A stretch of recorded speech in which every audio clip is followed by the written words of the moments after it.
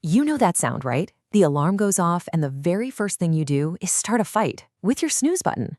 But what if you could win that battle every single morning without even trying? Well, today we're going to break down a super simple, life-changing technique called the one alarm method. So let's be real for a second. Does this feel a little too familiar? That groggy feeling, that little voice in your head saying, just 5 more minutes. And then 5 minutes turns into 10, then 20. It's this daily cycle that just leaves you feeling rushed and like you've already lost before the day's even started. But what if I told you the answer isn't about having more willpower or following some crazy, complicated morning routine? What if the secret to finally beating the alarm clock was, well, easy? The whole idea we're digging into today isn't about fighting harder, it's about fighting smarter. Okay, so let's start with the goal that kind of sparked this whole method. A lot of people look at waking up at 4:30 in the morning as like the peak of productivity, the ultimate optimal start to the day. And yeah, it sounds pretty intimidating, I get it, but it's actually the perfect way to test out this technique. Now hold on, don't get hung up on this number, seriously.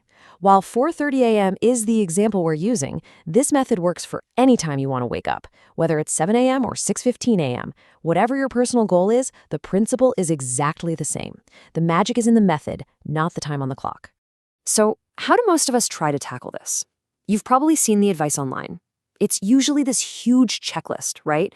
You're supposed to have this perfect, elaborate wind-down ritual, get your sleep hygiene just right, and then, when that alarm goes off, you just use willpower to drag yourself out of bed. Let's be honest, for most people, that's just way too complicated and it never sticks. And that brings us to the real heart of this method, the twist. It's all about switching your focus from willpower, which, let's face it, is basically zero when you're half asleep, to something much, much more reliable: conditioning. Think about Pavlov's dogs. He rang a bell, they got food, and pretty soon, just the bell made them drool. We're going to do the same thing with your alarm clock. Just look at this comparison here. It says it all. The old way, on the left, is this uphill battle that relies on willpower and a bunch of complex routines. But the new way, it's all about reliable conditioning through one simple action. It's a total game changer in how you think about waking up. The person who came up with this calls it honestly easy.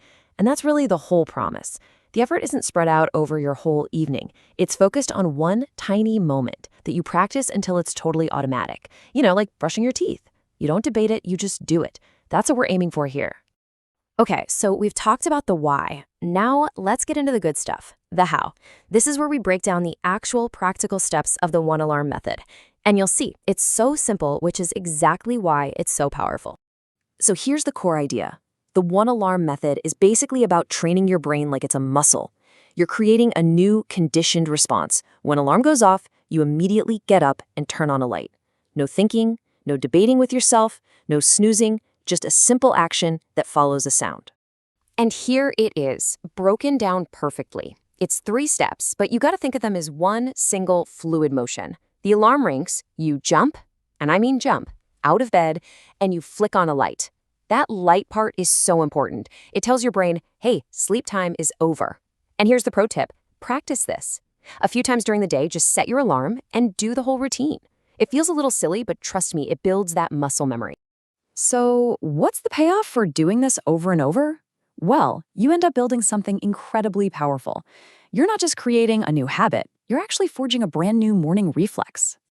And this, right here, is the end goal.